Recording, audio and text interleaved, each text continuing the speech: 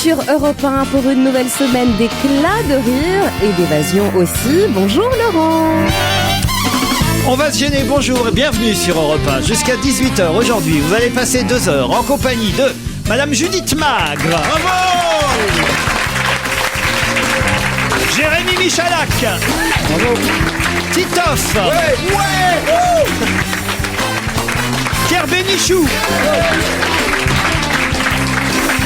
Quelqu'un qui vient nous présenter son spectacle au Théâtre du Temple à partir de cette semaine, Thomas N'Gijol. L'État bloc. Et un de vos meilleurs amis, je l'espère, en tout cas que c'est un ami à vous, Fabrice Eboué, n'est pas là. Alors est-ce que ça veut dire que vous avez vraiment supprimé Fabrice Eboué pour prendre sa place ici? Il était en train de me speeder pour être là à l'heure et visiblement c'est voilà quoi, l'arroseur arrosé. Il fait ça à tout le monde, hein. Il speed, après c'est lui qui arrive en retard. Je sais pas, en tout cas j'y suis pour rien. Vous êtes sûr ça? Si c'est l'interrogation que tu as, non, je suis absolument pourtant, pour rien. il nous a dit, c'est lui ou moi, Ah bon? le marigot est trop petit pour 2 crocodiles comme nous et tout ça. Je note quand même que vous changez de théâtre. Lui, il reste au Comedy Club et vous allez au Théâtre du Temple. C'est peut-être quand même qu'il y a de l'eau dans le gaz entre vous. Non, même pas. C'est en fait que moi j'avais une date, un jour en plus en fait de représentation et je jouais à une horaire qui était peut-être un peu plus propice au remplissage. Donc du coup, je passe à une étape supérieure. Et lui va en profiter justement pour attends, tout le luxe. tu veux dire que tu remplis plus que lui, quoi, c'est ça? Dans un premier temps, on va dire ça. J'ai un petit message pour Judith Magre. Oui. Marc-Olivier Fogiel me dit et me signale qu'il serait bien, Madame Judith Magre, que quand vous alliez aux toilettes à Europe 1, vous alliez dans les toilettes dames et non pas et non pas dans C'était lui, je l'ai pas reconnu. et non pas dans les toilettes messieurs. Mais c'est pas marqué sur la porte. Ah si, il a été très troublé de voir une dame. Ça serait pas lui qui serait Non, je lui ai dit déjà ça. Ah bah non, mais Il raconte ça peut des arriver, histoires. hein. C'était pas lui qui Ah ben était si, là. vous avez vu dans les toilettes hommes. Qu'est-ce que vous foutez dans les toilettes hommes? Non, c'est quelqu'un qui était là, qui lui ressemblait pas, qui a dû aller cafeter ça. Et moi, j'étais pas spécialement bouleversée. Je suis allée à la porte à côté, je m'étais trompée, c'est pas grave quand même. Pour une émission à 4h, venir pisser à Europe à 9h du mat, vous avez pas de chiottes chez vous, Judith Magre? J'ai des mails, un mail signé Jean-Marie, cher Laurent, tout à l'heure Pierre Bénichou, alors tout à l'heure c'était vendredi, a parlé de quelques séances de fusillage, un mot qui n'existe pas, c'était pour lui dire que s'il continue comme ça, il va pas tarder à faire les discours de Ségolène Royal avec bravitude.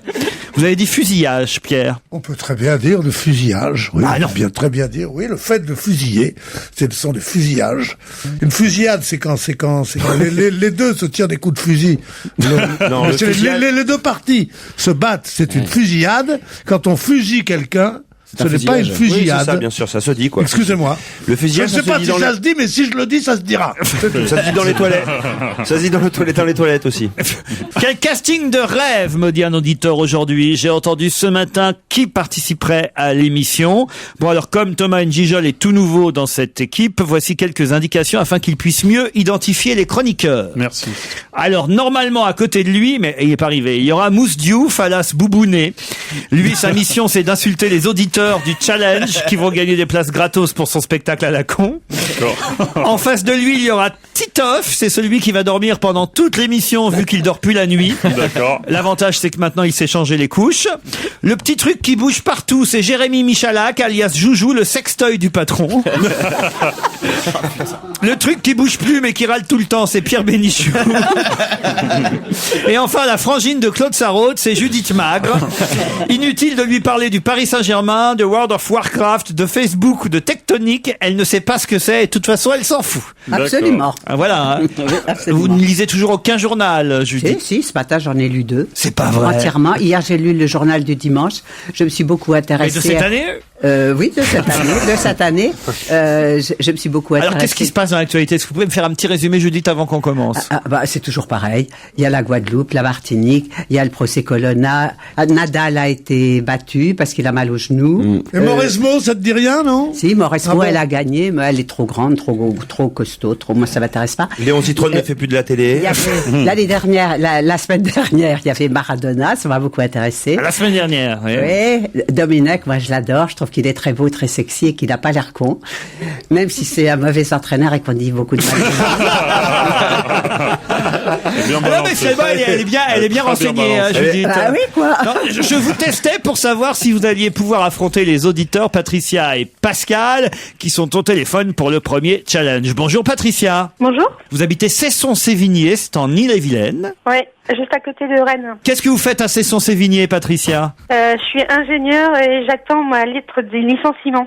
Ah, mais j'ai l'impression qu'elle est impatiente. Et j'attends ma lettre de licenciement. Quand vous dites vous attendez, oui, c'est ça, vous ne le souhaitez Non, je pas. travaille chez Motorola. Aïe, aïe, aïe, aïe, aïe. Ah, Voilà. Motorola. Vous allez retrouver un boulot grâce à Europe 1, peut-être. Donc vous cherchez Ouais. un job d'ingénieur dans une autre compagnie. Je suis ingénieure en hyperfréquence. Ingénieur en hyperfréquence. Ouais, je fais des antennes. Patricia, vous affronterez Pascal, qui lui est toulousain. Bonjour. Bonjour Laurent. Que faites-vous dans la vie, Pascal?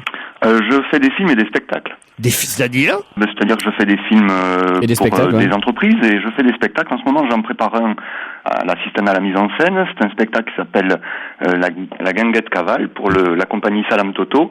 Ça commence vendredi à Balma, à la Grainerie, jusqu'au 15 mars. Ah bah très Voilà. bien. Comme ça, vous avez Un pu faire spectacle un spectacle équestre. Parfait. Vous êtes intermittent du spectacle alors? Absolument. Tant mieux. Vous avez profité de l'antenne d'Europe 1 pour faire de la pub pour votre spectacle. Un petit peu. À la Grainerie, vous avez dit où ça? À la Grainerie, à Balma, oui. À la Grainerie. Juste à côté de Toulouse. Juste à côté de Toulouse. Bon bah très bien. Un très beau spectacle avec des chevaux, des ânes. Bon, ça va maintenant alors. Hein. Ça suffit, là. Merci Pascal. Qu'est-ce que c'est un spectacle avec des chevaux? Vous faites quoi? C'est comme Bartabas en quelque sorte? En quelque sorte, en mieux. Ah oui. Alors, t'as bien fait d'appeler, hein. Il s'en fout complètement de gagner, là. Le Filigardi, lui, il a fait sa pub, il est tranquille. Le prix des places, c'est combien? 10 €. Voilà, vous savez tout. Un petit message à faire passer aux chroniqueurs ou aux auditeurs. Patricia, Pascal, je commence par Patricia. Je voulais faire un bisou à mon fils qui a 3 ans, qui est en vacances chez ses grands-parents, avec Christiane et Brobert, et puis à mon mari Fabrice, et à mes parents. D'accord. Et les chroniqueurs, ils puent de la gueule, en fait. C'est ça, hein, c'est que la famille. Non, mais vous avez toujours plein de bisous. C'est vrai. Donc, je m'occupe d'abord de ma famille. Après, je fais un bisou à tout le monde à la. Non, merci. On n'en a pas besoin. Les bisous à tout le monde, on n'a qu'à rester en famille, ça doit être sinistre. Pascal, vous un petit message? Oui, un gros bisou à Judith Magre que j'ai vu il y a quelques années dans La Tempête au TNT ici à Toulouse, et puis à tous les chroniqueurs pour Paquiral. D'accord, un gros bisou à Judith Magre. Ben moi, ça me fait plaisir. Encore faudrait-il qu'elle accepte? Oui, je l'accepte. Vous avez pas vu que madame était J'ai pas accompagnée? vu sa non tête, alors je peux toujours accepter d'avance. Il vous a vu dans La Tempête, c'est bien. La tempête. Vous avez joué dans La Tempête? Ben non. mais j'ai joué à Toulouse, mais ça s'appelait La Mer. La mer. MER. Alors, Pascal. Alors, il y avait La Tempête, vous étiez dans la mer, il a pas bien vu, hein. Qu'est-ce que vous Mais voulez? en tout cas, ça me touche beaucoup. Bon, on ira voir votre spectacle de poisson à la au réservoir près de Lyon. Pascal et... 30 € les places. Pascal et Patricia, voici la question. Oh, c'est tout simple, hein. Ce week-end, en faisant ma commande annuelle pour la Redoute, je feuillette le célèbre catalogue de la Redoute. Et quelle ne fut pas ma surprise, dans les premières pages de la Redoute, de tomber sur qui? Attends, c'est quelqu'un de célèbre qui est devenu mannequin pour la Redoute? Exactement. Une femme? Non, pas une femme. Bah, c'est-à-dire que Un homme, Laurent commande un pas homme. non plus dans les pages femmes, si tu veux, de la Redoute. Pierre Bellemare? Non. Pierre Bellemare, non. Est-ce que c'est un comédien? Alors, il est aussi comédien. C'est un mec de télé-réalité qui est au chômage? Pas du tout. Ça Il est pourrait, aussi C'est comédien. pour ça que c'est surprenant. Est-ce qu'il est chroniqueur Pas chez du vous tout. Attends, est-ce que c'est... Mais il pourrait, car il est plutôt drôle. Fogiel. C'est une pub pour quel genre de produit? C'est plutôt les slips, les pantalons, les chaussettes? Tout, les... il fait costume, chaussures et tout. Il était chanteur? Alors, il est aussi chanteur. Et Jimmy Mitchell? Non. Ah, comme il s'appelle? Antoine? Non, comédien et chanteur. Il fait déjà de la pub, on le connaît dans Michel d'autres pubs? Sardou. Non. Je sais qui c'est. Ah. Patrick Bruel. Non. Je sais, c'est dans le catalogue enfant, c'est Passe-Partout. Non. Comédien, chanteur Yves Montand. Bon, écoutez, Il fait plus de pub. à la limite dans les pages pompes funèbres, mais enfin franchement, Il joue la comédie en ce moment? qu'est-ce que vous appelez il joue la comédie en ce moment? Non, mais il est dans un théâtre ou il est... Non, il est pas. Non, je crois qu'il n'a jamais fait de théâtre. S'il est dans la Redoute, je pense pas qu'il soit au théâtre en ce moment. Ça m'étonnerait. Ah non, mais il va très bien. C'est quelqu'un qui bosse beaucoup au cinéma, dans la c'est chanson. surprenant en fait. Mais C'est vrai. oui. Cinéma et Mais chanson. je crois qu'il a accepté parce que c'est sa femme qui le photographie dans la Redoute. Ah, alors c'est le mari d'une photographe. Marc Il fait une Lavoine. pub à la télé Est-ce en que ce ce serait moment? Marc Lavoine, Laurent? C'est Marc Lavoine. Excellente réponse de Pascal. En plus, je le savais. Comment vous avez trouvé Pascal? Internet? Grâce à Internet. Eh ben voilà. Et je le savais. C'est fou ça. Vous le saviez en plus? Mais oui, parce que j'ai vu une photo hier dans le journal du dimanche du grand studio, en fait du grand salon de Sarah Lavoine. Ouais. Et où elle racontait que... Mais le but du jeu, c'est de donner la réponse. C'est trouvé. Eh ben oui, j'étais en retard. C'est Sarah Lavoine, effectivement, qui a photographié son compagnon, Marc Lavoine, qui pose donc dans la Redoute pour différents vêtements, différentes fringues. Pascal, ça vous permet de remporter un filet garni. Eh ben, j'en suis très très content. Par exemple, dans le filet garni, vous recevrez Sacha Guitry, la correspondance de Paul Roulier d'Avenel aux éditions de Fallois. Vous recevrez Dans les brancards, un livre publié chez De Noël et ailleurs, signé Vincent Lame, le célèbre livre d'Annie Lemoine, que le jour recommence, notre copine Annie Lemoine, qui publie chez Flammarion. Je sais pas si vous pourrez venir à Paris assister à des spectacles. Si, sans problème. Sans problème, venez à cheval, hein. Ah bah oui. Vous pourrez applaudir. On offre des places pour votre spectacle. Évidemment. c'est Thomas normal, Njijol. c'est Vous normal. pourrez applaudir à 21h30 au Temple Thomas Njijol ou, si vous le souhaitez, Fabrice Eboué au Comedy Club. Et je vous offre aussi 2 places pour Je me voyais déjà, qui a repris avec succès au théâtre Comédia. Ça vous va? Oh super. Et Gilles, malgré ton spectacle, Elle joue dans La Tempête, mais en alternance. Pas en spectacle en ce moment, beaucoup. Judith. Non. Vous avez vu, il vous aime, hein, il voudrait vous voir sur scène et tout. Mais à quoi il ressemble? À quoi vous ressemblez, Pascal? je suis un beau jeune homme de 44 ans. Un beau jeune homme de 44 ans, ça vous va? Oh, pourquoi pas? Il a les cheveux longs, Pascal. Non, cheveux courts. Ah bon? Vous n'allez pas faire la fine bouche parce qu'il a 44 ans quand même. Vous les faut plus jeunes? Non, pas du tout. Moi, je suis très éclectique. Des jeunes, des vieux, tout ce qui passe, y a pas de problème. Pascal, vous recevrez bientôt ce filet garni. Patricia, on est désolé, hein. Vous aviez le temps là pour une fois, hein. Je vous remercie, c'était très marrant de vous avoir au téléphone. Oh bah nous aussi, c'est très marrant de vous avoir au téléphone parce qu'on a tout appris grâce à vous sur les, je sais pas quoi. Les d'ailleurs. antennes. Voilà, les antennes, les micros Motorola. Rappelez, vous êtes ingénieur en L'hyperfréquence. hyperfréquence. Voilà. Voilà. Et ben l'hyperfréquence d'Europe 1, c'est de vous reprendre dès que vous serez à nouveau inscrite sur notre site internet ruquier@europe1.fr. On vous embrasse tous les deux. Et jusqu'à 18h, on joue avec l'actualité dans On va se gêner. Europe 1, La question tirée par les cheveux. spécial Laurent Ruquier. Attention, quelle Hermine a été récemment refusée? Hermine de Clermont-Tonnerre. Non, quelle Hermine n'a pas été retenue? Même. C'est quelqu'un qui s'appelle Hermine ou c'est Hermine le... Non, c'est la pour bête. l'hermine, ça sert. C'est tiré par les cheveux. Au rabat, aux manchettes des grands magistrats. Oui, mais ça n'est pas là. C'est pas ça. Alors, très bien. C'est dans la presse de ce week-end, et même d'aujourd'hui, on apprend qu'une hermine n'a pas été retenue. Laquelle? C'est un animal? Ce n'est pas un animal. C'est une joueuse de C'est Jeanne tennis. Marquen qui jouait le rôle de Madame Hermine dans Les Enfants du Paradis. C'est pas ça, non? Non. Je m'en doutais. C'est une jeune fille? Non. Bon, je la fais. Cyril Hermine? Pour un C'est film? un symbole, en fait, qui n'a pas été retenu. Bon, on est lundi. Attends. Si, Une je vois. vierge Non, c'est pas ça. Ça doit être un symbole de région qui doit être sur une plaque d'immatriculation. Exact, bravo, Bravo. Joujou. C'est tout. je m'arrête là. Voilà. Ça vous Pour dit un rien, panneau, ça? un panneau de signalisation? Non, tu sais, tu peux mettre maintenant sur les plaques d'immatriculation, il y aura le logo de la région. C'est l'hermine, c'est le symbole de la Bretagne? Eh ben, donc, c'est le symbole De la région Bretagne. Bonne réponse de Jérémy Michalak. Bravo. T'as vu ça, Thomas? Bravo, franchement. Ah oui, j'étais à l'ouest, moi. Ah non, il est T'as vu excellent, hein. T'as vu le formidable. talent qu'il a pour Là, il faire est- croire qu'il a pas écrit la question? Ouais, c'est ça.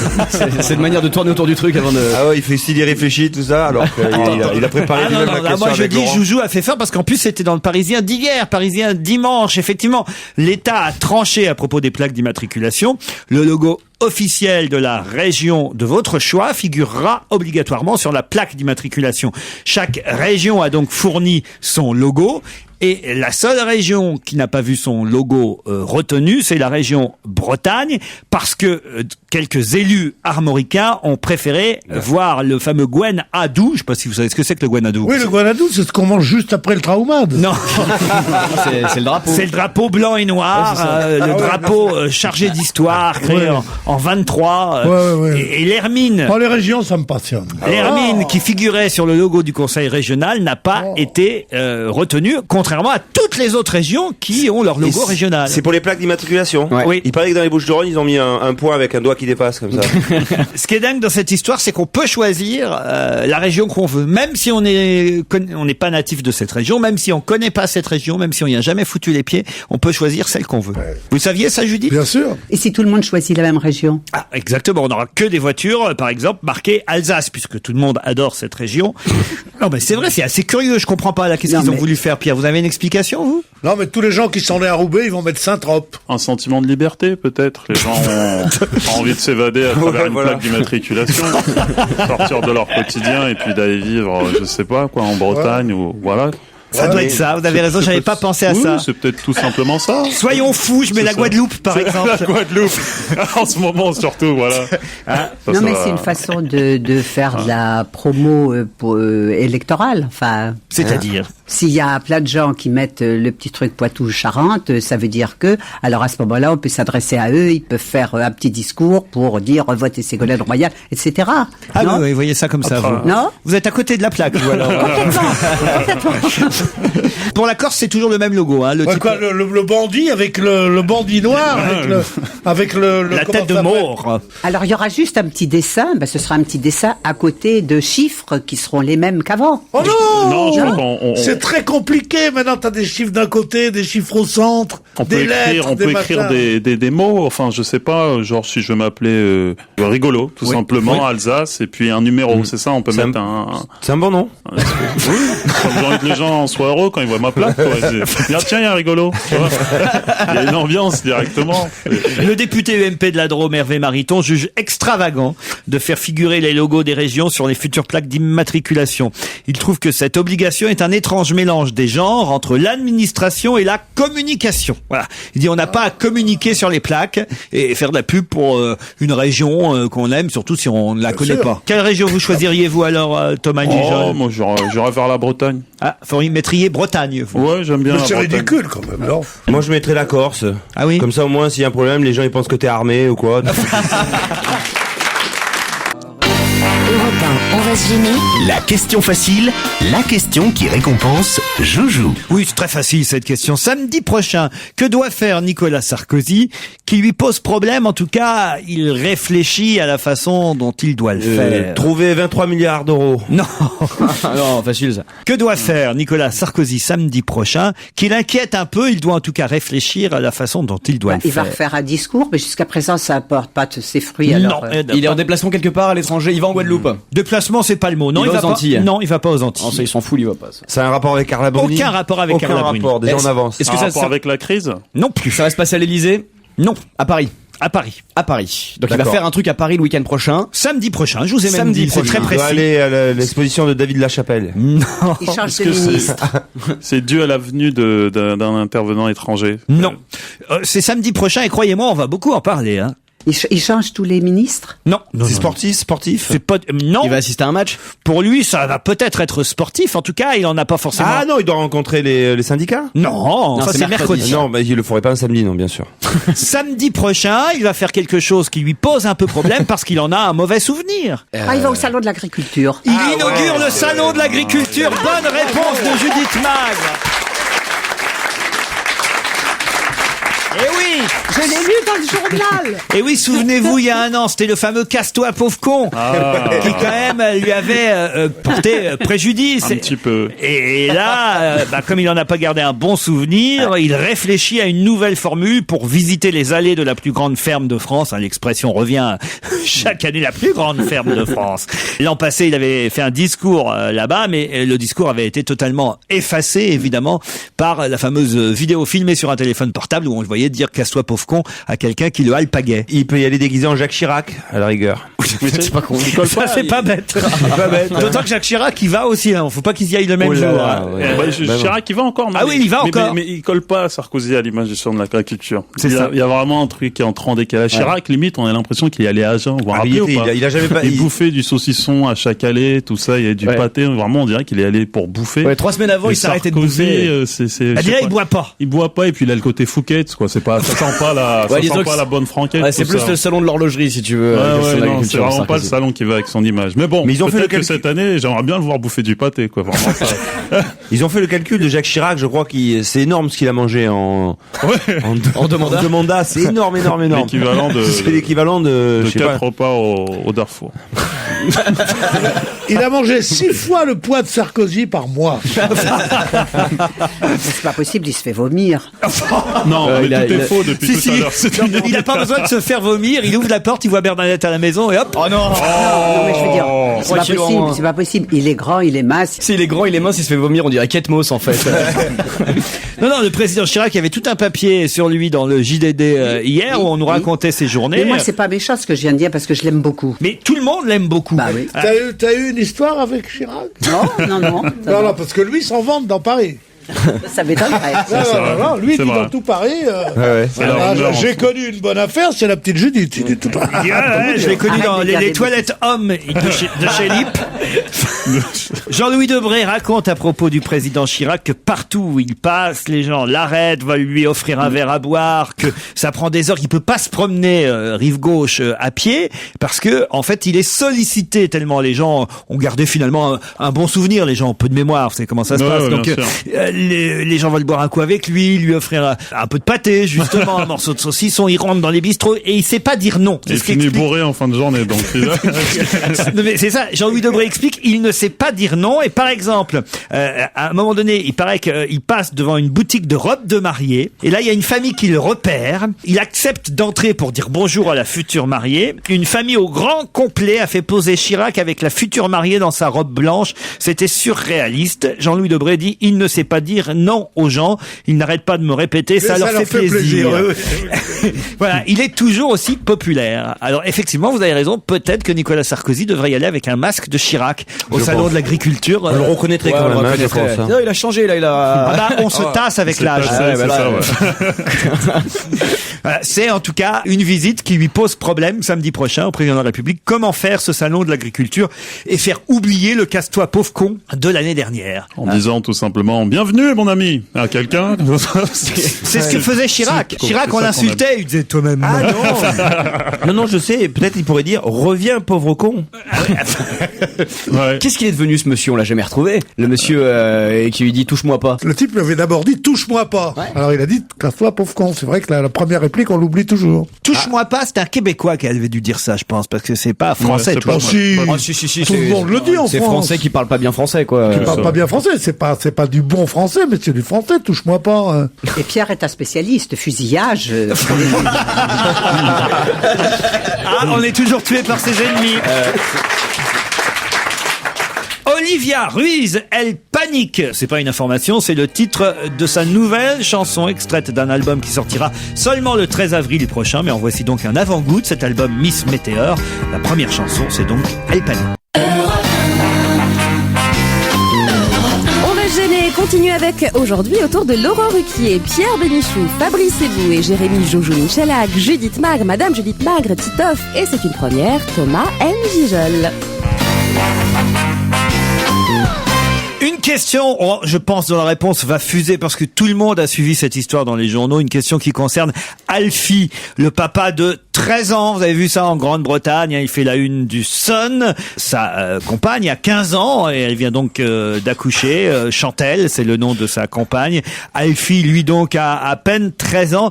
Et à la question « Comment vas-tu te débrouiller financièrement ?» qu'a-t-il répondu aux journalistes? Qu'il avait pas assez, juste son argent de poche. Non, c'est pas ça la réponse. Qu'il allait dealer? Non. T'inquiète.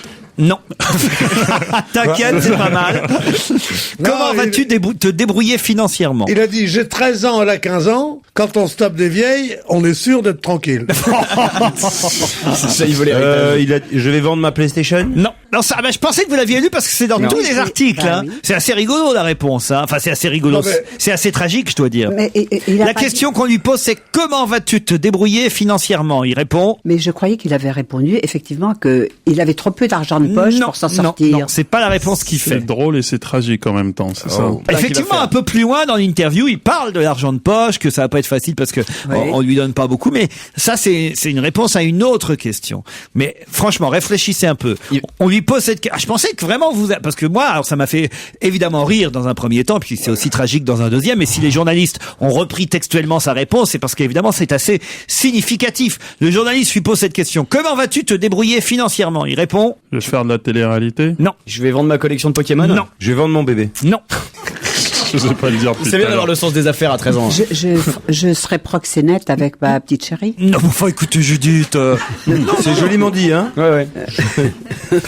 Ça, je vois pas du tout. Pourtant, la réponse est dans la question. Comment vas-tu te débrouiller financièrement? Il a dit, je vais me débrouiller. Non. Il a quel âge? 13 ans. Bon, on lui demande comment Je vais vas-tu... attendre d'avoir 18 ans. Non.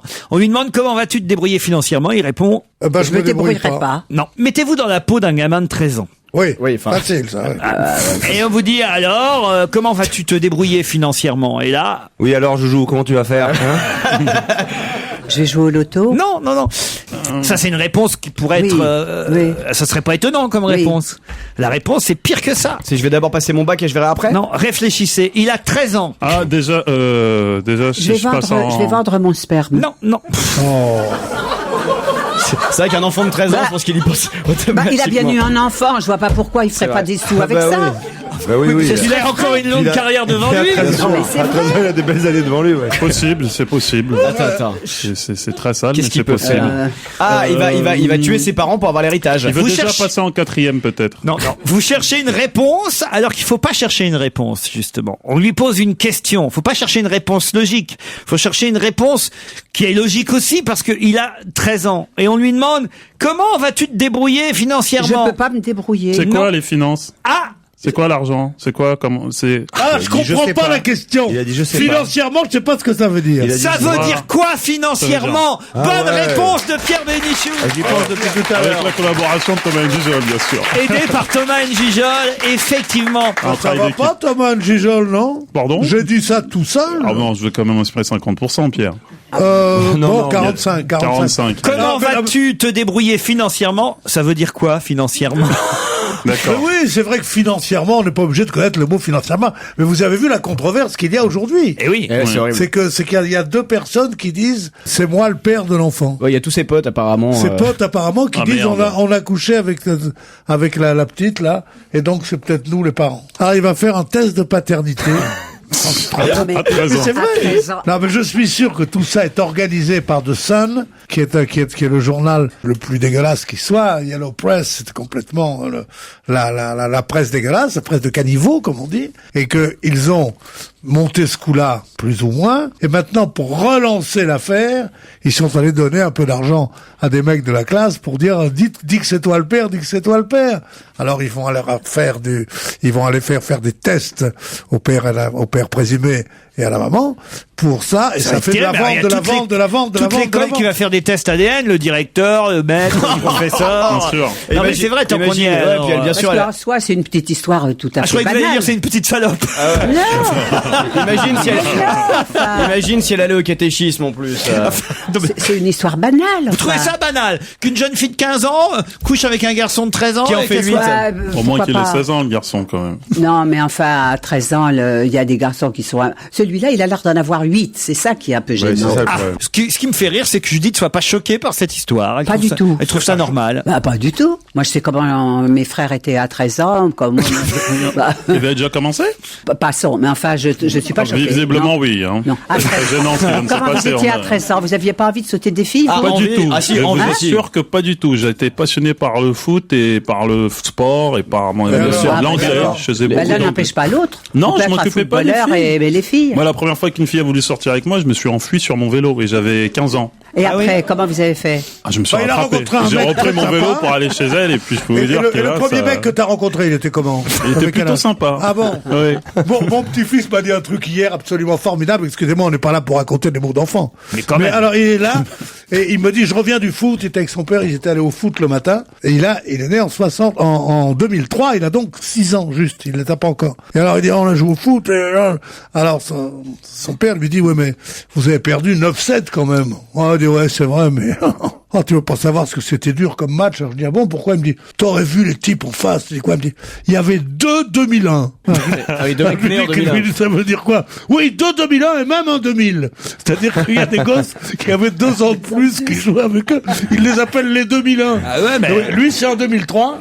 Normalement, ils ont pas le droit de faire mettre des 2001. Il était fou. C'est le problème qu'a eu le HAC avec l'Olympique de Marseille aussi. Bah oui. Mais le HAC, ils ont pas gagné hier. Ah bah non, 3, on a perdu. C'était pas avec l'OM, c'était avec l'Olympique Lyonnais, pardon. Lyonnais. Les Lyonnais, on peut perdre avec les Lyonnais. Ouais, 3, c'est pas si mal. Hein. Oh, c'est bien même. Ce que je comprends pas, c'est qu'il y avait un supporter raciste. Ouais, il y a eu un incident, effectivement. C'est rare dans le foot. Hein. Un vrai qui fait des bruits de singe quand il y a un de nos amis des colonies qui joue, c'est honteux. Bon bah je quitte l'émission, Laurent. C'était très sympa jusque là et puis je sentais venir en plus. Dès qu'il a commencé cette phrase, je sais que ça allait mal dériver. Non mais ce que je comprends pas, c'est effectivement ça prouve qu'ils sont vraiment cons les racistes parce que il s'en prend à un joueur black de Lyon alors que la majorité ou je sais pas, il y a bien 3 ou 4 joueurs black au Havre aussi. Sûr, donc ouais. c'est vraiment mais alors d'une totale absurdité cette histoire. Oui, non, c'est stupide, oui. Mais bon, après. Non, mais... Surtout s'il était seul, quoi. Non, mais le racisme au football. C'est encore plus con. Le racisme au football est la chose la plus contre-productive du monde, la plus idiote. Ouais. S'il y avait de temps en temps un noir ou de temps en temps un japonais, on dirait, bon, ils ne les aiment pas. Comme c'est 9 sur 11. Je veux pas faire du lepénisme à l'envers. Je veux dire, c'est ridicule de dire, on n'aime pas les nègres. Alors que dans l'équipe de France, il y en a 7. C'est un peu grotesque. Plus même, un peu plus. D'ailleurs, ils pensent à rebaptiser l'équipe de France en équipe du Zimbabwe. Je sais pas si tu es au courant.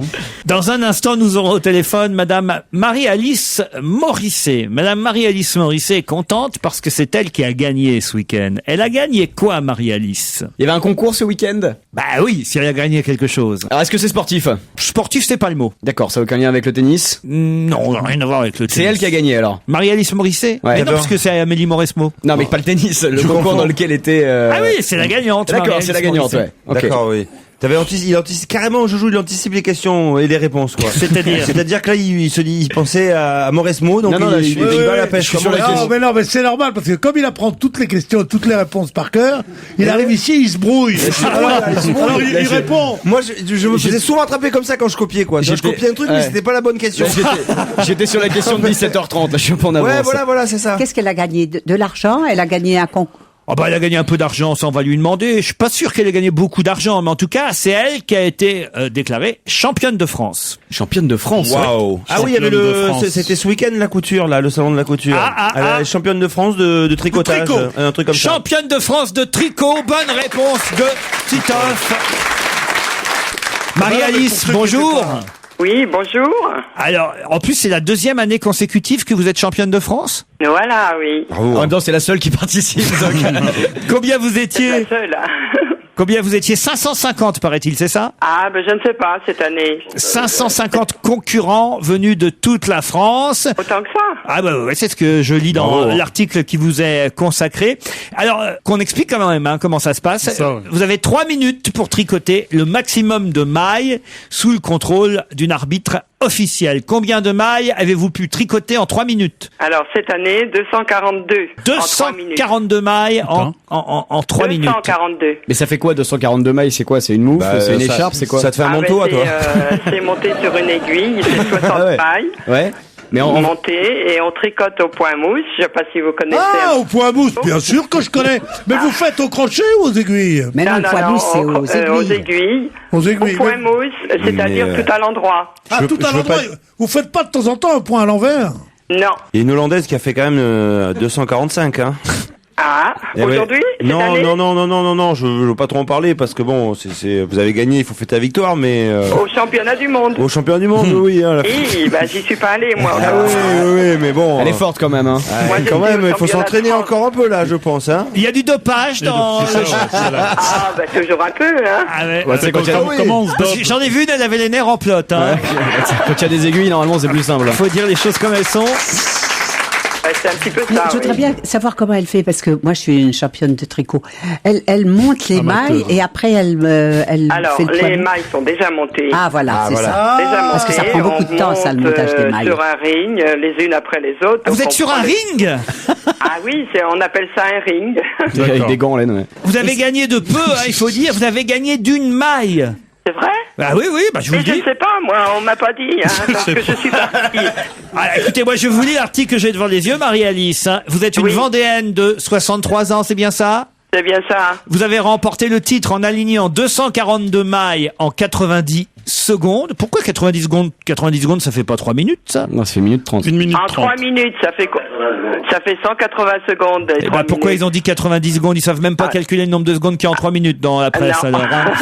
Soit une maille de plus que votre dauphine. C'est vrai? Eh ben oui, je vous le dis. Qui est qui? J'ai pas le nom de votre dauphine parce qu'elle a été disqualifiée parce qu'on a eu des photos d'elle nue dans Entrevue. En disant que vous avez triché. Ah, mais je vous reconnais bien là.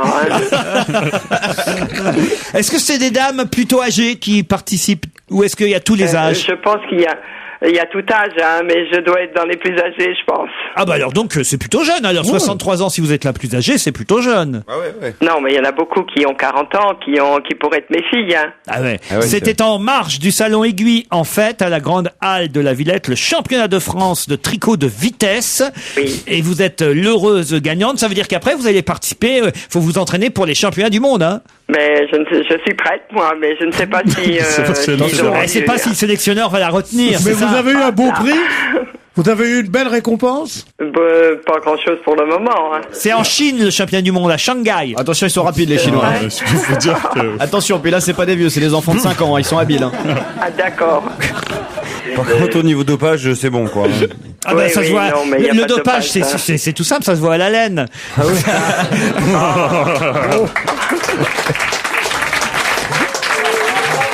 Elle est belle.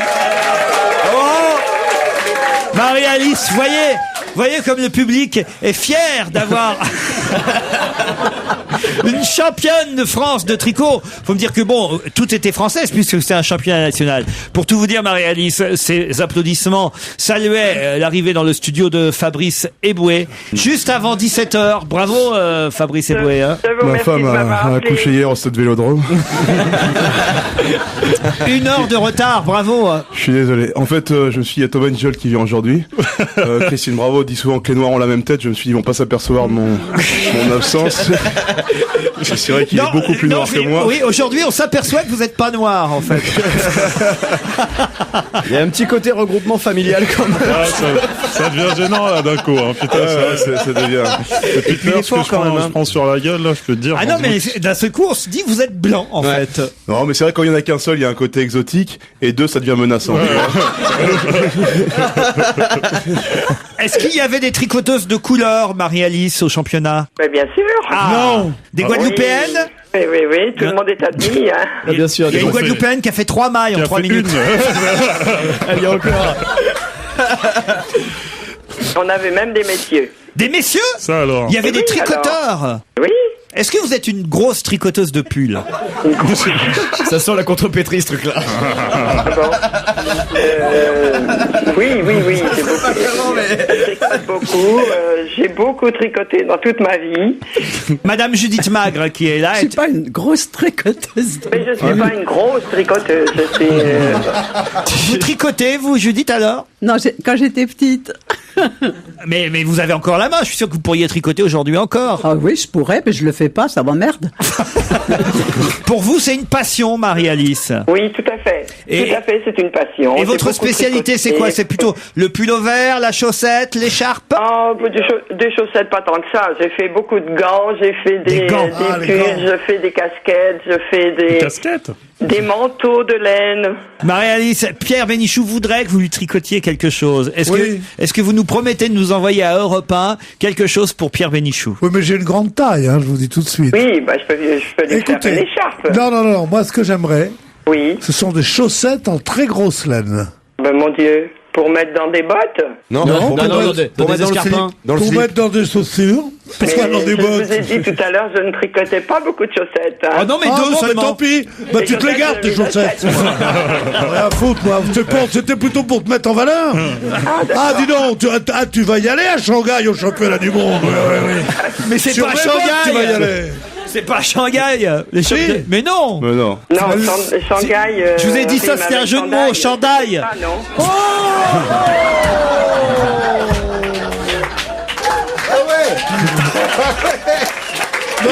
Non, mais oh. Mais non, mais ça serait un type comme moi qui fait sans arrêt des bons mots, j'aurais compris. Mais de vous, c'est tellement rare. Ah, j'ai raté les meilleurs moments de l'émission, alors. Allez, on vous embrasse, Marie-Alice. Merci beaucoup.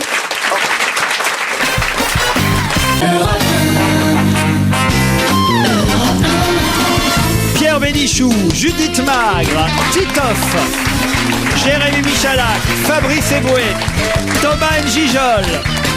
C'est la deuxième partie dont on va se gêner. Je signale, cher Fabrice, puisque vous êtes arrivé largement en retard, à la moitié de l'émission, je le précise pour le service comptabilité de la station.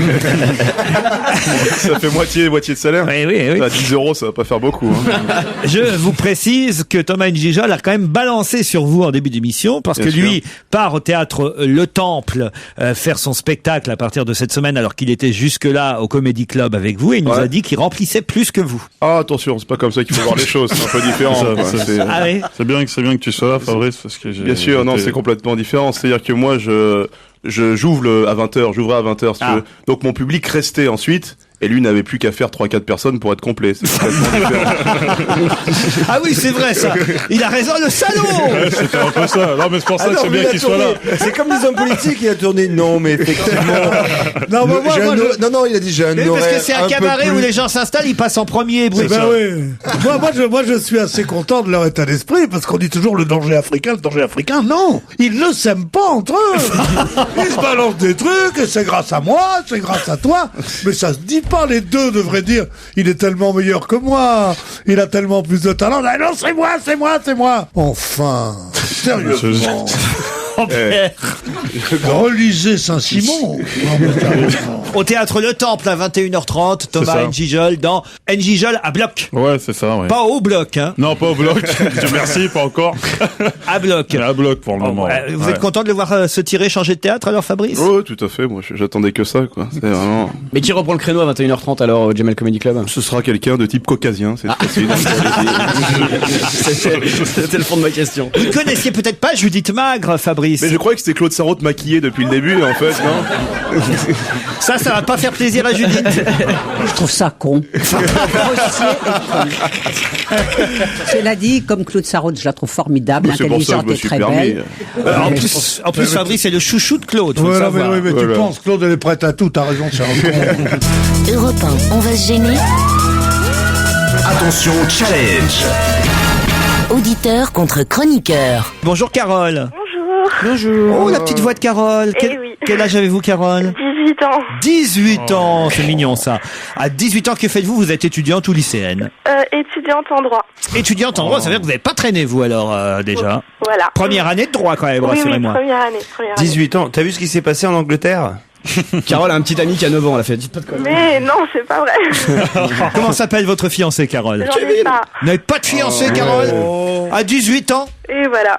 À 18 ans, j'ai quitté ma province au Comédia actuellement. Le mec qui pète un câble. Carole, à 18 ans, on a un fiancé, je peux pas croire. Mais non. Ou une fiancée, d'ailleurs. Aujourd'hui, tout est possible. Non, c'est pas le cas non plus. Carole, vous allez affronter Florian qui nous appelle depuis Canton. Non pas un canton en Suisse, mais Canton en Chine. En Chine. Sans deck. Wow. Bonjour Florian. Bonjour Laurent, bonjour à tous. Alors Florian, vous êtes cantonais depuis combien de temps en Chine? Ça doit faire 5 ans déjà. T'as été au championnat de tricot à Shanghai ou pas? À Shanghai. Vous êtes depuis combien, vous m'avez dit, à Canton? Ça doit faire 5 ans. 5 ans. 6 ans en Chine, ouais. Pour votre travail, j'imagine, pas pour le plaisir forcément. Non, je suis arrivé en tant qu'étudiant en fait. Ah oui. Pour faire ma maîtrise et j'ai trouvé un boulot et je suis resté. Tu es d'où à la base? Je suis de Bretagne. D'accord, c'est fou, t'as pris l'accent chinois un peu, hein? Tu t'en rends pas compte, là, mais nous qui sommes en France. On a du mal à comprendre. Vous êtes étudiant en quoi et vous faites quoi alors maintenant? J'ai étudié le commerce international et maintenant je travaille pour une entreprise chinoise qui exporte des principes actifs pour la pharmacie. Vous parlez chinois couramment? Non. Ah bon? Pas du tout? Un petit peu, j'ai appris au début, mais en fait... c'est chiant. Et puis ça sert à rien, Puis parler avec les mains, c'est tellement plus pratique dans un pays, je veux dire. C'est clair, Vous pourriez pas dire juste à Carole qui va vous affronter dans les challenges, bonne chance Carole, je te souhaite de gagner contre moi? Non, même pas. Non, mais... Essaye autre chose. Et bonjour, Non, bonjour peut-être. Vous êtes sûr que c'est pas Menton, mais c'est bien Canton. Je suis dans le 13e en fait. Ah ouais, très bien. Bon, Florian, en tout cas, on vous souhaite évidemment de gagner contre Carole, mais ça va pas être facile parce que j'imagine que vous n'avez pas forcément la presse française. Ils ont pas la presse tout court normalement mais chez Internet. Internet. J'ai révisé un peu ce matin. Vous avez révisé. Bon, Carole, vous entendez, hein, il vient de loin votre concurrent. Ouais, j'entends. Alors attention, voici la question qui va vous opposer. Je vais vous donner le nom d'un député européen espagnol qui s'appelle Luis Herrero. Il s'est fait expulser, monsieur Herrero. D'où s'est-il fait expulser? L'Assemblée espagnole? Non. Luis Herrero est un eurodéputé ibérique de droite qui vient de se... Il s'est fait expulser du Venezuela. Excellente réponse de Florian. Expliquez, Florian. Je sais pas, je viens de trouver en fait sur Google. Eh bien, il s'est fait expulser parce qu'il avait traité Monsieur Chavez de dictateur. Exactement, au moment où Monsieur Chavez, on le sait depuis aujourd'hui, remporte ce fameux référendum qui lui permettra de se présenter à nouveau en 2012, puisque désormais, on pourra briguer autant de mandats politiques qu'on le veut au Venezuela. C'était son but à Chavez, c'était de pouvoir se représenter. Voilà sûrement pourquoi ce député européen qui a été là-bas pour superviser le scrutin a traité Monsieur Chavez de dictateur et il s'est fait expulser vendredi soir du Venezuela. Je suis obligé quand même de vous accorder la bonne réponse, Florian. Alors, maintenant, parlons du filet garni, en sachant qu'il est en Chine. Bah, quand même, vous envoyez quelques livres, vous serez content. Ah, les livres, ouais, pas de problème. Et ben voilà, on va vous envoyer Annie Lemoine. Elle va vous le porter directement, Annie. Elle est comme ça. Elle est prête à faire le voyage Paris-Canton pour vous apporter Que le jour recommence, son dernier livre publié chez Flammarion. Il y en aura des tas d'autres bouquins dans le filet garni. Bon, alors des places pour le spectacle, ça sert à rien. Bah si, pourquoi pas. Quoique, nous, avec Je me voyais déjà, on risque de partir en Chine. Vous savez, parce que, Charles Aznavour est connu dans le monde entier et on va peut-être faire le spectacle à l'international. Donc je vous mettrai des places de côté auquel cas. Pour la tournée. Pour la tournée. Je vais peut-être aller en Belgique, moi. Mais pour Fabrice Eboué et Thomas Gijol, ça sert à rien. Hein. Je vous donne pas de place. Si. Ah ouais? Bon, non, mais je vais peut-être revenir, ouais. Ah, vous allez peut-être revenir. Oui, il va aller filer à sa famille, tu sais. Il va revenir pour le spectacle. Il vient de dire des livres, pas de problème. Qu'est-ce qui poserait problème? On pourrait lui envoyer un livre critique sur le gouvernement chinois, par exemple. Ce serait drôle. Ça serait pas mal. On lui fait une farce. C'est marrant d'avoir des douaniers qui arrivent à ma porte. Ce serait génial, dans le filet garni, on met ces salauds de chinois. C'est ça. Publié par... Ou alors un livre du Dalai Lama, vous voyez, un truc comme ça. Ou alors simplement une merde nommée Mao, quoi, un truc comme ça.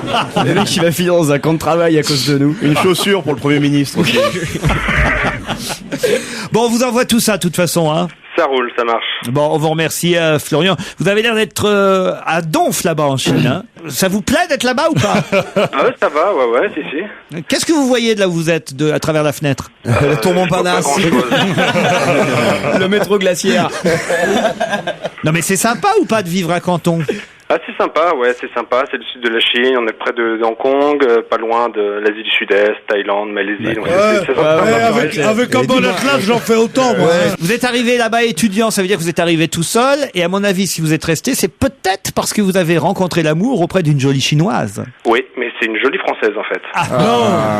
Non. Dis donc, allez jusque là-bas pour se taper une française, vraiment. Ah oui, excellent. Lui, il va là-bas, il parle pas chinois, il sort avec une française. C'est plus facile, non? Ouais. Ah oui. On vous remercie, Florian, et Carole, quant à vous, on vous embrasse et on vous souhaite bonne chance pour vos études de droit. Merci à tous les deux. Au revoir. C'était Lily Allen avec The Fear, une chanson extraite de son nouvel album It's Not Me, It's You. Vous avez entendu, on avait un étudiant qui travaille maintenant là-bas à Canton en Chine, et ça tombe bien parce qu'au téléphone, j'avais prévu d'avoir quelqu'un qui a accompagné Monsieur Raffarin là-bas à Pékin. 2 jours a passé Monsieur Raffarin dans la capitale chinoise.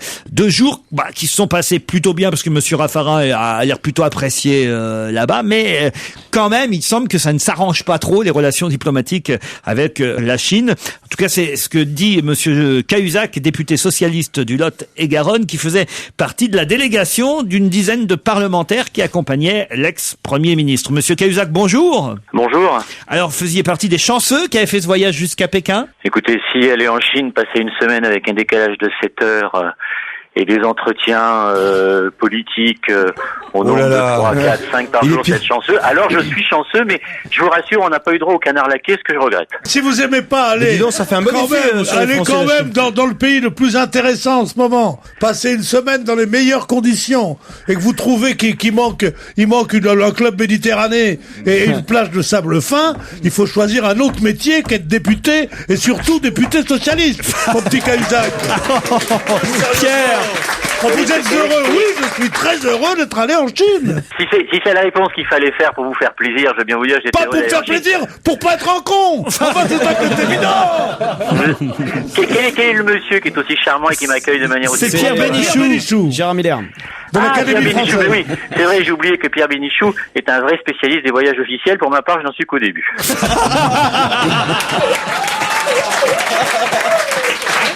Moi, je suis allé en Chine avec M. Giscard d'Estaing en 1980. Cahuzac, reprenez-vous et dites-nous des choses intéressantes.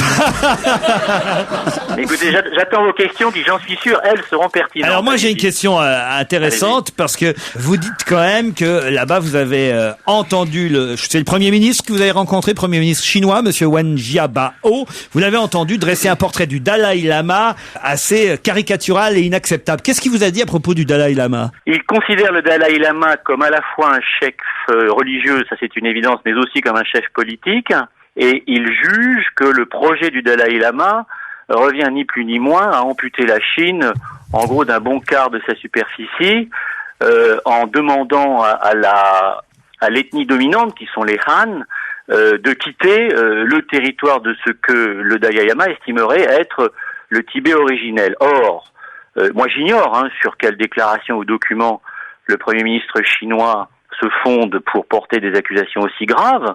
Il est hors de question de polémiquer avec le Premier ministre chinois. Hors de question. Mais il est vrai que ces propos ne me semblent pas de nature à apaiser, je dirais, les choses, en tout cas au Tibet. Alors, est-ce que Monsieur Raffarin a réussi quand même à faire passer la fameuse pilule? La pilule, c'est la rencontre Nicolas Sarkozy-Dalai Lama, puisque c'est ça manifestement qu'ont retenu les Chinois à notre rencontre. Alors, vous avez parfaitement raison de signaler cela.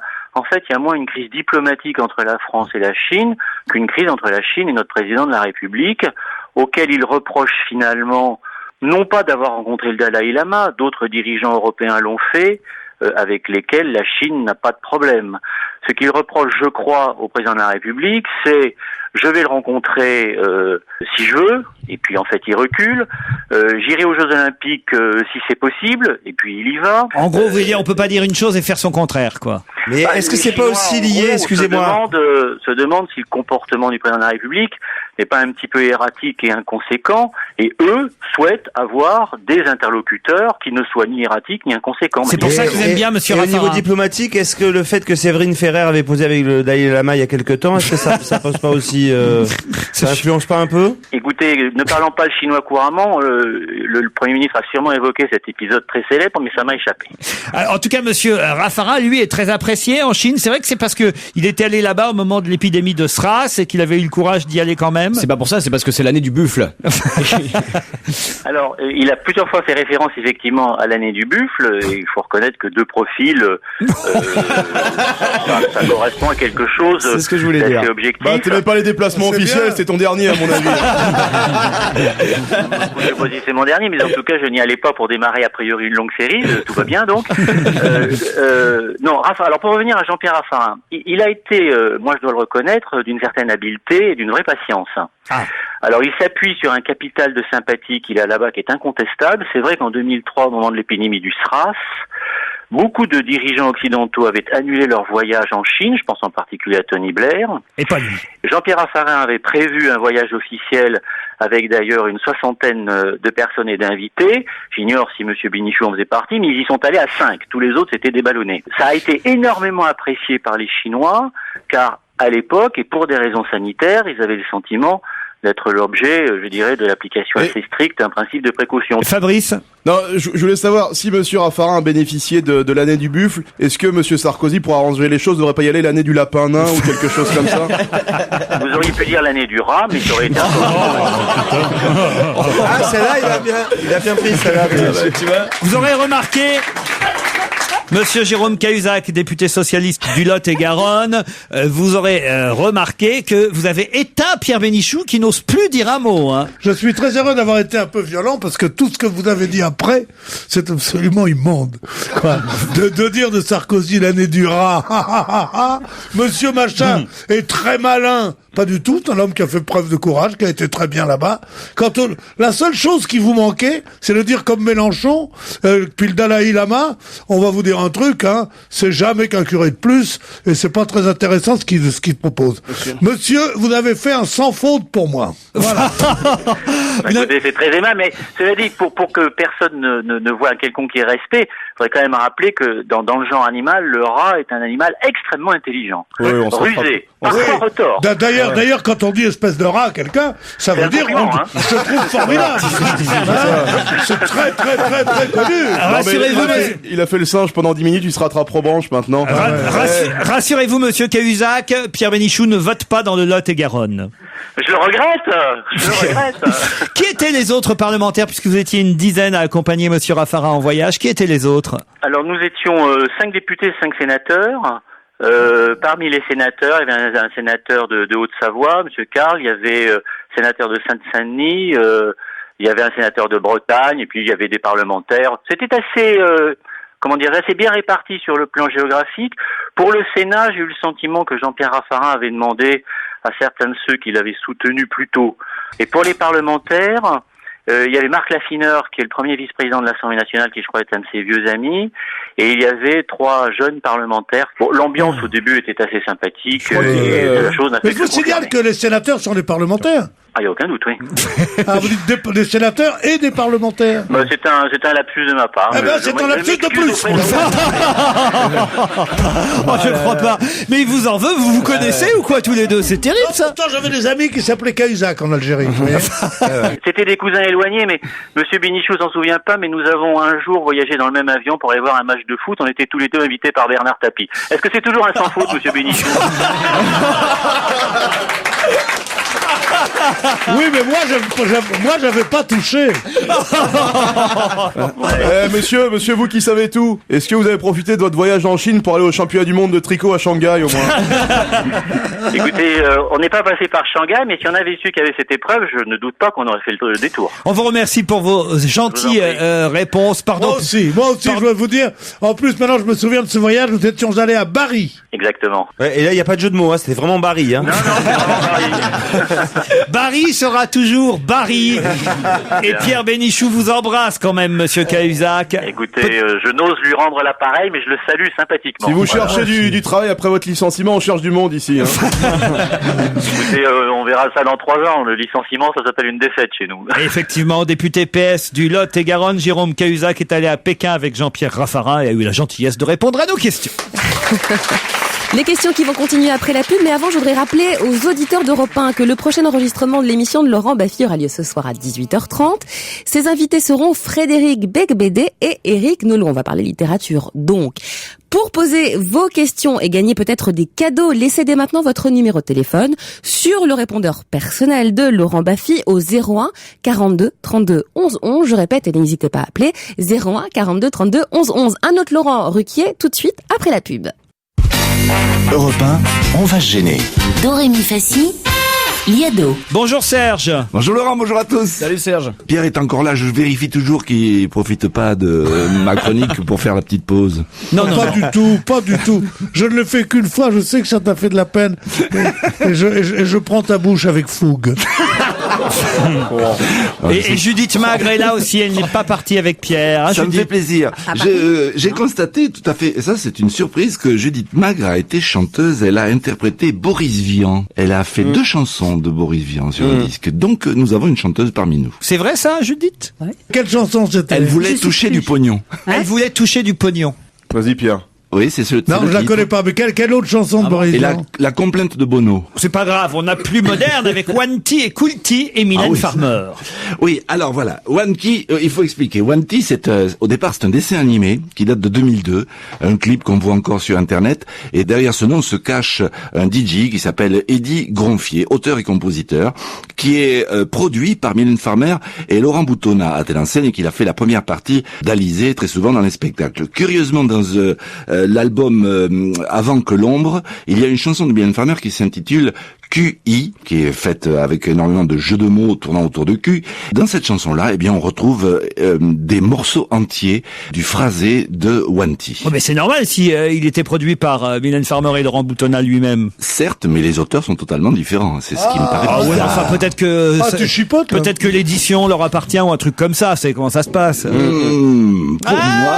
Pour moi, le droit d'auteur est incessible, inaliénable et imprescriptible. Listen up, this I didn't enter my days. Makes me wish I changed my ways. Spent more time with the posse. 1T, 9T, OT, me. Même si j'en ai vu des culs, c'est son QI qui m'a plu. Je vis le choc de culture, la belle aventure. Music's the odyssey. Yeah.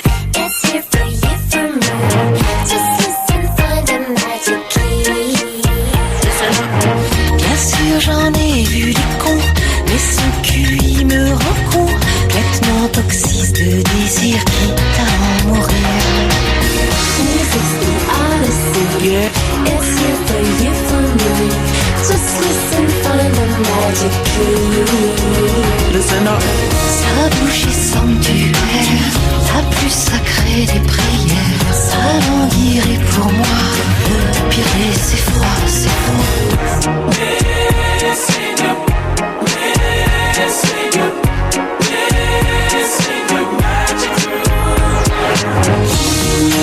Il a des rondeurs, retard, j'aime sa musique.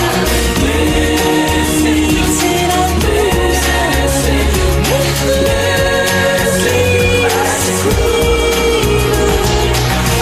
Listen up. Quand c'était en anglais, c'était One T. Quand c'était en français, c'était Mylène Farmer. Vous aurez au moins fait plaisir aux fans de Mylène, Serge. Ouais. Ah oui, puis c'est pas ennuyeux pour du Mylène Farmer. Là, Non, déjà, là, ça. puis copier, c'est pas bien, hein. Mais copier une merde pareille, alors là, c'est du vice. Alors là, vraiment, parce que c'est ennuyeux, plus boum boum dans les oreilles et tout. Lance Armstrong, pour changer de sujet, participait au prologue du Tour de Californie ce week-end et il s'est fait voler son vélo. Mais il était pas content. Un vélo exprès pour le contre-la-montre. Armstrong s'est fait samedi soir voler son vélo.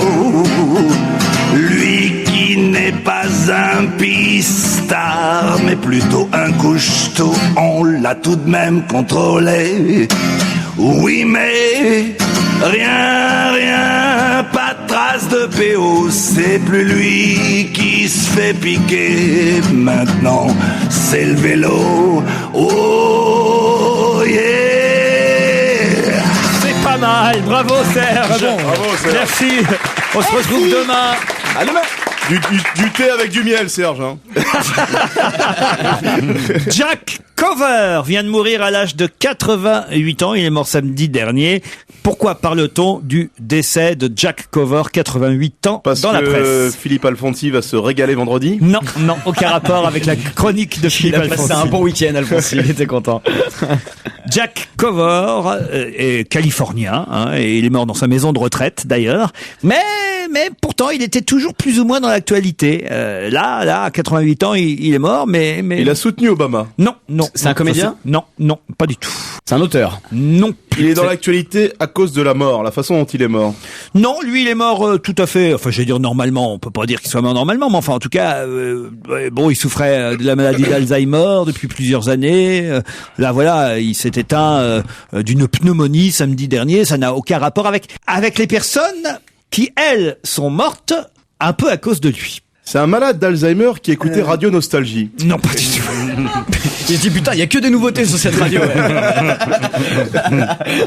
Non, mais il y a quelques personnes dont on dit que elles sont décédées de sa faute. C'est un médecin. C'était un médecin. Non. Il a un truc de pharmaceutique. Non. C'est pas un mec qui a créé une série et il y a des gens qui sont morts dedans. Non. MST? Non. Il aurait même causé 334 décès. Ah oui, quand même. Ah oui. Un ancien membre du Ku Klux Klan. Aux États-Unis en tout cas. Un ancien membre d'un parti bizarre. Non. C'était un bourreau, c'était quelqu'un qui activait la chaise électrique. Non. Ah non, mais qui faisait des injections. Il a été juge. Non. Il a condamné des gens. Non, pas le chef de prison, c'était le patron d'une prison. Joujou était pas loin. Chaise électrique. Qui a inventé le paratonnerre. Le poison, ce qu'on injecte. L'injection létale. Non, c'est rapport avec la chaise électrique. Oui. Il a inventé la chaise électrique. Non. Il a inventé l'électricité. Non. Il a inventé la chaise. Ah oui, il a inventé l'électricité. C'est lui qui a choisi. Sa mère me l'a dit. C'est lui qui a choisi cette sentence. C'est lui qui a designé. C'est le designer de la chaise électrique. Non. Non, dans ce que vous avez dit, vous avez retenu le mot qu'il fallait. Vous avez retenu chaise électrique. Chaise électrique. Non. Chaise. Non. Électrique. Oui. Il a inventé le voltage. Enfin, on ne parle que de ça depuis des années là. Ah, c'est un ami de Claude François? Non. C'est son manager. Il a inventé l'électrochoc. Mais non. En quelque sorte, oui. Le courant alternatif. Non. Le pistolet électrique. Le taser. Le taser. Bonne réponse de Pierre Bénichou.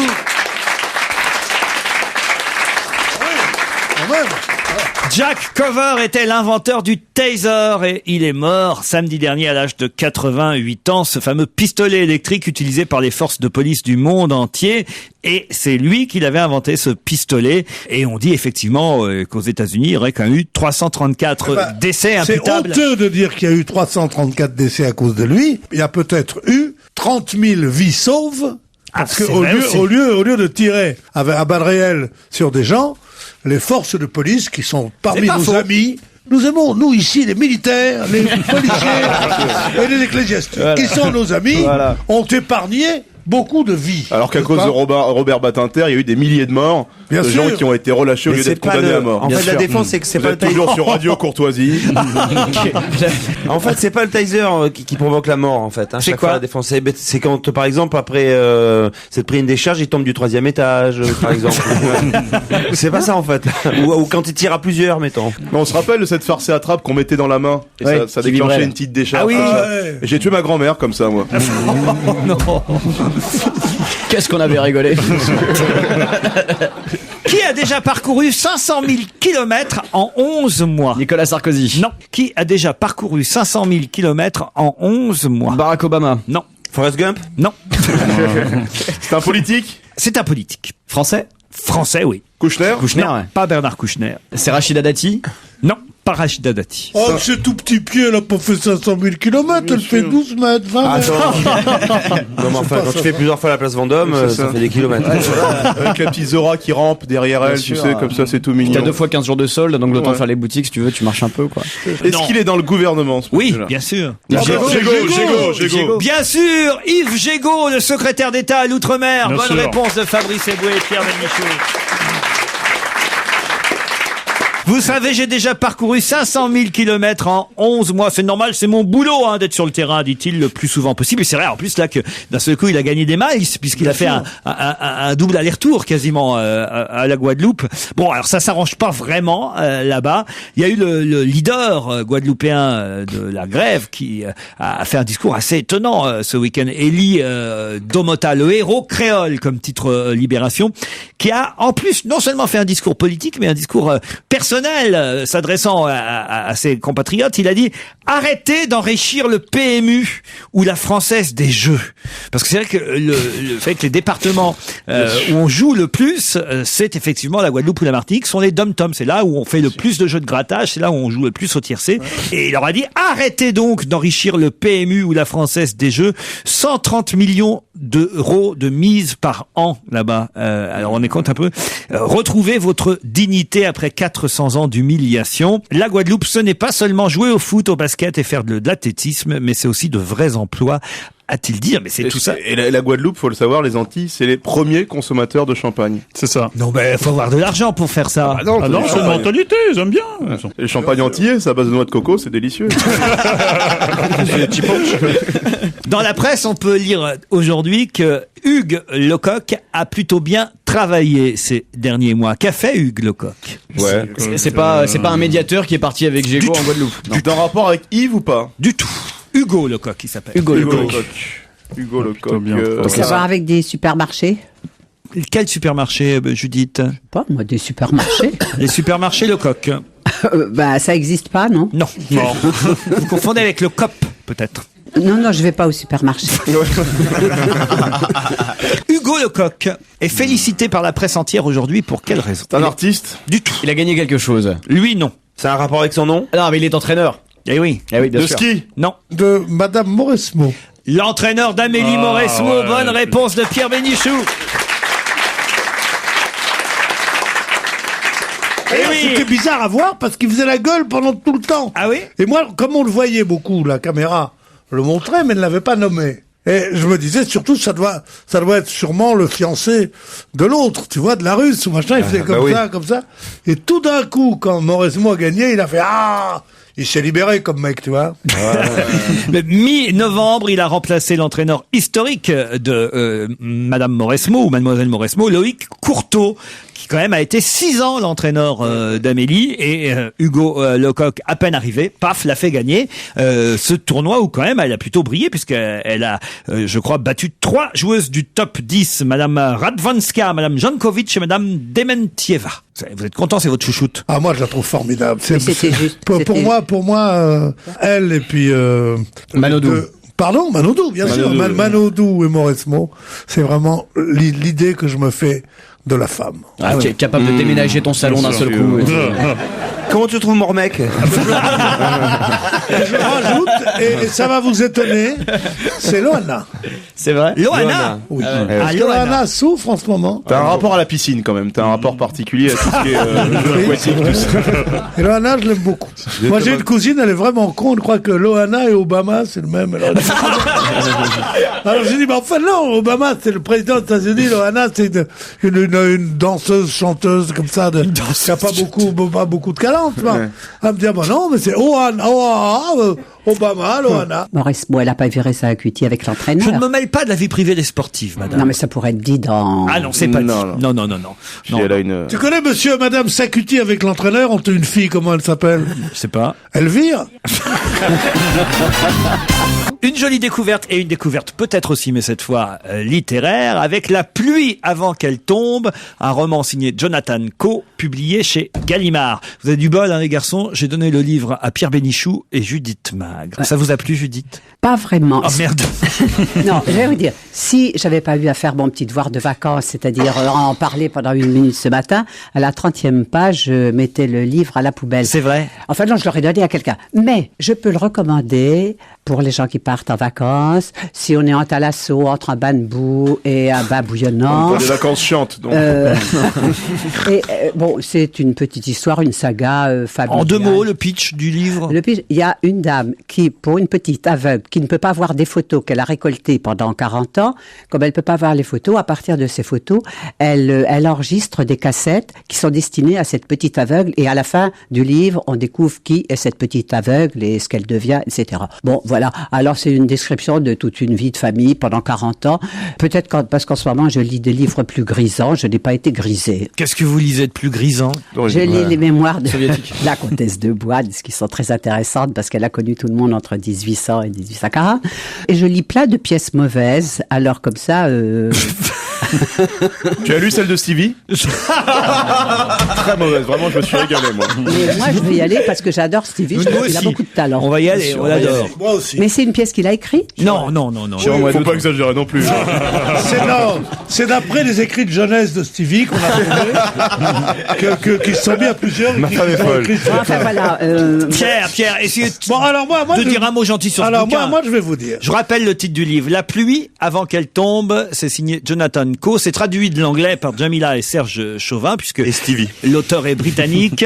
Et il paraît que c'est un des auteurs majeurs de la littérature britannique actuelle. Ça veut rien dire, alors. Non, mais c'est un très très bon document sur l'Angleterre des années 40 à 60. On connaît de l'Angleterre des riches, on connaît l'Angleterre des bourgeois, on connaît l'Angleterre des prolétariats, grâce à Ken Loach et à ses films, et on ne connaît pas cette classe moyenne, pauvre, petite classe moyenne, qui est là. Et c'est vraiment tellement anglais, ce livre. Et c'est formidable. Cela dit, l'auteur prend son temps, l'auteur fait un peu chier, l'auteur écrit, Et c'est vrai qu'on a cet amour du détail entraîne un peu à la somnolence, quoi. Voilà ce que je pense. Oui. Mais cette vieille femme qui laisse en testament ses cassettes pour expliquer à cette petite aveugle qu'elle a été lui raconter sa vie, cette bonne femme raconte aussi la sienne de vie. Et cette vie est loin d'être mièvre. C'est loin d'être une vie. Il a plus aimé que vous, hein, Judith, manifestement. C'est une homosexuelle, la dame. Elle raconte les 3 femmes qui ont été dans sa vie. Et elle raconte comment elle a découvert son homosexualité devant une photo de Jennifer Jones, qui était la femme du plus grand producteur américain. David Selznick. Qui s'appelait Selznick. Et on découvre tout ça. Et on a... Plus on avance dans le livre, ce qui n'est pas une avancée facile, c'est vrai. Oh si, c'est très facile. Plus on a d'estime pour l'auteur et de tendresse pour cette histoire. Jonathan Coe, La pluie avant qu'elle tombe. C'est un auteur britannique réputé. C'est son dernier roman et c'est publié chez Gallimard. Europe 1, on va se gêner. Les Vermusseries de Paul Vermus. Bonjour Paul. Salut à tous. Comment ça va? Écoutez, très bien, en pleine forme. Vous connaissez Thomas Njijol? Bah écoutez, je le reçois à la télévision la semaine prochaine, ou cette semaine, je sais plus. D'accord. Ah, il s'est fait piéger, le pauvre. Je crois que c'est cette semaine qu'on se voit, Paul. Ah, merci, bah je suis ravi. Hein. T'es sur quelle chaîne du câble? Non, écoutez, arrêtez de faire des fantaisies comme ça. J'ai une chaîne, je passe sur France 3 et c'est à la... Île-de-France. Oui, et le satellite, hein. C'est une chaîne au pied que tu devrais avoir. Hein. Puisque vous allez recevoir Thomas Njijol, je suis sûr que vous avez déjà préparé vos fiches. Vous pouvez me dire où est-ce qu'il va passer en spectacle bientôt? Écoutez, vous adorez les questions, mais vous êtes vraiment pervers, hein, vous. Non, j'ai pas encore travaillé mes fiches. C'est un personnage que je connais pas beaucoup, qui aime bien se foutre de la gueule des autres, donc j'ai l'intention de me foutre de sa gueule. Une petite question pour voir si tu connais le personnage. De quelle couleur est-il? 10 secondes. Arrêtez, écoutez, ça suffit. Vive la diversité. Plus que 5 secondes, Paul, il faut répondre maintenant. Écoutez, il est noir, mais pas très noir, en fait. Ah non, ça c'est d'accord. Ouais, c'est vrai que... Ça c'est Fabrice. À côté d'une autre. On voit bien tes fiches, Paul, hein, parce que là... Vous irez l'applaudir au théâtre Le Temple, Paul. Ouais, oui, mais c'est bien pour le recevoir, c'est une bonne présentation. Et je reçois Thomas Njijol, il est noir, mais pas très noir. Non, mais j'aime du stand-up. J'aime bien son style, c'est vrai, il a vraiment, il donne l'impression de se fiche de tout le monde. C'est vrai, un côté, j'adore sa nonchalance. Et voilà. tu l'aimais bien chez Fogiel l'année dernière? Non, chez Fogiel l'année dernière, non, il était à Canal l'année dernière. Ah, d'accord, ouais, je vois que tu fais la avec différence. vos petits pièges là, hein, bande de vichards. Ça, il est malin. Allez, 7 à 8, tu l'aimais bien sur TF1? Allez, un mot sur la générale de Lynn Renault à Marigny, Paul. Est-ce que Lynn Renault est fâchée avec quelqu'un? Voilà, ça c'est la question que je me pose, parce que tout le monde était là, tout le monde. Alors au premier rang, Elsa Zilberstein, Michel Boujna, Mireille Darc, Muriel Robin. C'était quand? C'était à la fin de la semaine dernière. Hein. Alors, un peu plus loin, ça c'est plus intéressant. Alors Ségolène Royal, Ségolène Royal maintenant, elle ne sort plus sans ses 2 sbires, hein, ses 2 protecteurs, Pierre Berger et Dominique Besnéard. Ils ne la quittent pas d'une semelle. C'était elle qui était la star de la soirée avec Lynn Renault, parce que elle était très entourée, même plus entourée que les autres. Mais au moment où Ségolène s'installe, qui arrive? La somptueuse Ramayad. Et là, c'est vrai que tous les regards se sont dirigés vers elle. C'est la plus belle, incontestablement. Alors ensuite, il y a eu Christine Albanel, Claude Chirac. J'espère que vous viendrez à notre général, enfin, oui, à notre 100e jeudi soir. Comme ça me permettra d'en parler et de dire ce que je pense. Vous amènerez Ségolène Royal et Ramayad, ce serait sympa. Écoutez, je peux venir avec un ministre, si vous voulez, je viens avec Carucci. T'es sûr que c'était Ramayad, c'était pas Thomas Njijol? Bon, pas de mauvais esprit, je voulais juste vous dire que Lynn Renault, eh bien, elle a eu le droit à une standing ovation. L'auteur Horowitz est monté sur scène, ça a été un vrai succès, vraiment. Alors donc, il est content, Pierre Lescure, hein, parce que maintenant, c'est le patron de Marigny. Au moins, il affiche complet, il n'aura pas de problème de fin de mois. Un mot sur le nouveau guide Michelin. Alors là, je suis consterné, Laurent. Ah bon, pourquoi? Le prochain patron du Michelin sera une femme. Oui, bon, d'accord. C'est pas ça qui vous énerve, j'espère. Non, c'est pas ça qui m'énerve, mais c'est une Allemande. Ah. Alors déjà, le Michelin avait eu il y a quelques années un directeur anglais qui n'y connaissait pas grand-chose, mais une Allemande pour diriger le Michelin, qui est quand même le suprême guide gastronomique en France, pour moi, c'est scandaleux. Mais ce scandale-là ne suffit pas. Figurez-vous qu'il y a un chef anglais que vous connaissez peut-être, Laurent, Gordon Ramsay. Bien sûr. Voilà. On a mangé hier avec lui. Ah bah, il a pris les cuisines du Trianon Canon Palace à Versailles. Ouais. Et il vient de décrocher sa 2e étoile. Ouais. Et ben ça aussi, je trouve ça scandaleux. Pourquoi ? Scandaleux. Parce que, d'une part, il fait la cuisine comme un Anglais. Il n'a pas de talent, il n'a pas de génie. C'est vrai en même temps que prendre une Allemande pour distribuer des étoiles. Oh non. C'est à la limite, hein. Ah, franchement. Ouais, je te demanderais de mettre le jingle, alors. C'est ça, oui. Ça grince, ça. Attention, ceci est une alerte CSA. Cette vanne de Fabrice Eboué est très très limite. Fabrice, Parce c'est pas qu'il bien. me passe des petits papiers, je suis obligé de lire, moi. Ouais. C'est molle, Fabrice. Alors bon, ce que je Et peux combien d'étoiles il a? Qui ça? 2. Gordon Ramsay. 2 étoiles, oui, 2 D'accord. étoiles. C'est Gordon Ramsay Mais c'est 2, un alors. Anglais qui s'est installé dans...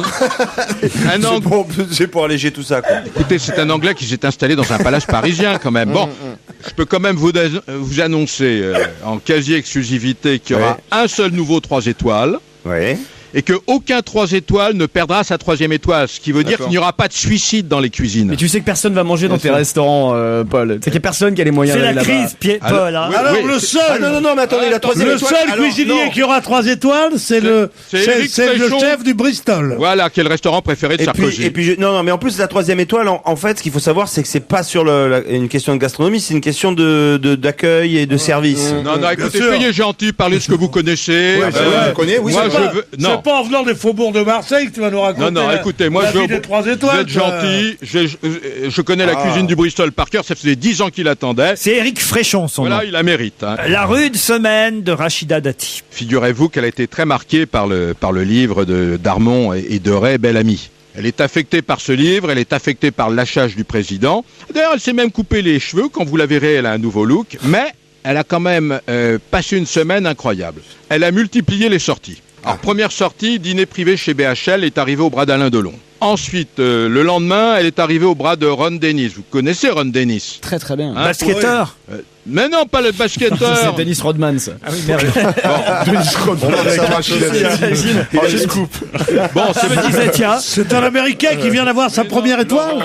Combien de fois vous ai-je dit, Laurent, quand on sait pas, on dit pas. Bon, alors, je vais Oh pas bah vous oui, mais faire de alors vous leçon de morale. travailleriez plus depuis longtemps, Polo. Oui, je vous l'accorde, c'est vrai, c'est vrai. Bon, alors c'était pour l'inauguration de la 24e édition du Festival Automobile International. C'est un truc très très chic, hein. Ensuite, elle s'est rendue au mariage d'Olivier Dassault le lendemain, toujours au bras d'Alain Delon, je vous signale, hein. Et là, elle a vu ses collègues, Albanel, Lagarde, Brice-Hortefeux. Et vous savez ce qu'on dit à propos du livre qui est sorti, qui l'a vraiment très marqué. On dit que c'est Carla qui aurait peut-être influencé l'idée de faire un livre très, très critique sur elle. Voilà. Judith Magre vous embrasse. Ah, j'aime bien Judith, j'aime bien faire son chauffeur le soir. Ah bon? Oui, de temps en temps, quand elle n'a pas de voiture et que nous sortons ensemble, je fais chauffeur. Demandez-lui si c'est pas vrai. C'est vrai mais Judith.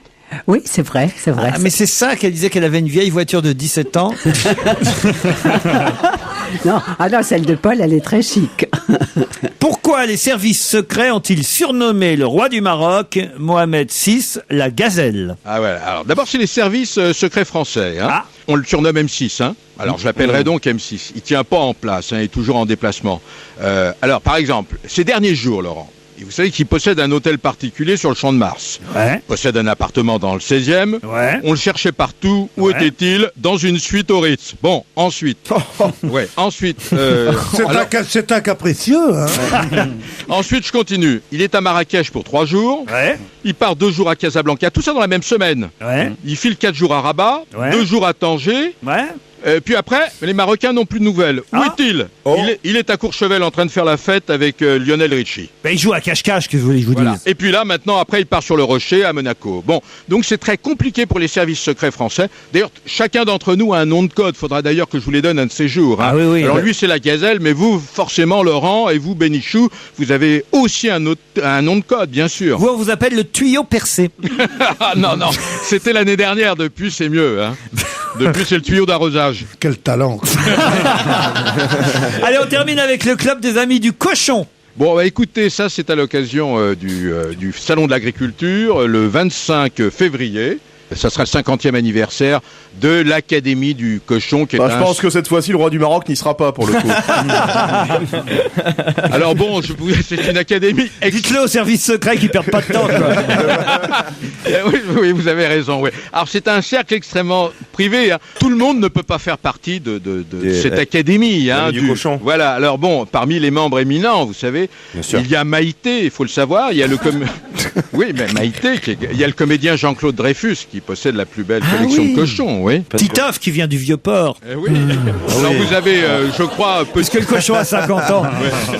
Alors bon, vous savez que pour entrer dans ce cercle du cochon, il y a un examen de passage qui est pas très simple, c'est-à-dire qu'il faut reconnaître lors d'un déjeuner ce qu'on a dans son assiette. Alors entre la queue, le museau, les pieds, les tripes, la tête, c'est pas évident. Ça se passera où la fête du cochon? Eh bien écoutez, ce sera au Salon de l'Agriculture et ça c'est à partir du 25 février, le 50e anniversaire. Vous embrassez Judith Magre? Oui, dites-lui que je la verrai très bientôt. Moi aussi, je vous embrasse. Moi aussi. Oh, dis donc, Judith, je t'en prie. Dès qu'elle voit un pantalon, celle-là. Allez, on se retrouve demain entre 16h et 18h. Évidemment, à demain, Laurent Ruquier avec votre équipe pour On va se gêner, 16h-18h sur Europe 1. Retrouvez toute Europe 1 sur europe1.fr.